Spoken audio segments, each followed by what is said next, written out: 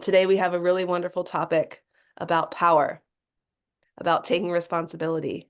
And I love this topic now that I've become fluent in and comfortable with and dropped so much shame around noticing where I had more power than I realized, right? Had the ability to take responsibility for something and didn't know it and then saw it. I used to have shame in that moment.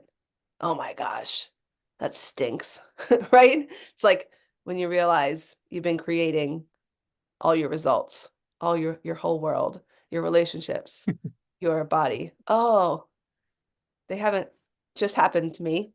I'm creating them, right? So personal responsibility is at the core of creating. Have you found that, Hakeem? Yeah. As much as sometimes you don't want it to be, Yeah. it is. And I think it can be really sobering to make that realization and to see that truth because it Yeah. it's along the lines of, how are you creating that? Yep. And when I ask that question, so many clients just like cringe. And I Yeah. love it. I love it because it's going to open up. I know so much from that.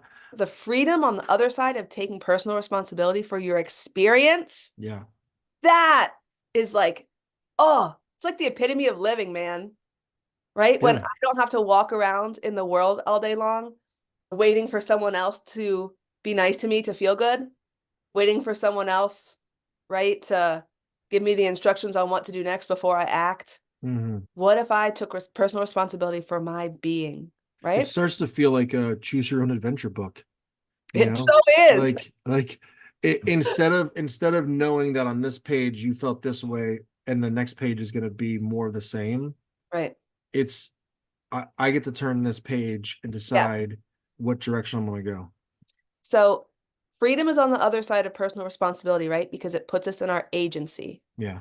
And when we're not in our agency, when we're waiting for everybody else to do the thing they're supposed to do or for the sun to shine before we can have the results or the experience that we want, Yeah. that it's a cage. Just owning I create the results and experience that I have. Mm. The bars come down and all of a sudden you get to run around and play Yeah. every single day. You get to find new places where you could be more, even more free, right? And have even more agency and create the experience, whether it's peace or the excitement or the action or the results that you crave.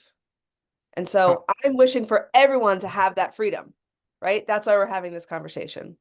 how do you do that, Heather, without judging yourself, Hmm.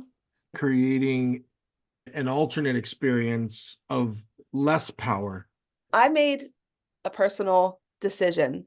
I chose not to play the shame game Mm. anymore. And so shame is an emotion for me that can turn just about any language from a description into a judgment. I could use the same words, right? And have it be describing something without putting any good or bad value on it. But as soon Mm. as I'm playing what I call the shame game, Mm. when I'm making any language that I use to talk about someone else or me means something not good about them, then I've moved into judging, Yeah. right? And so I have a personal commitment to not play the shame game.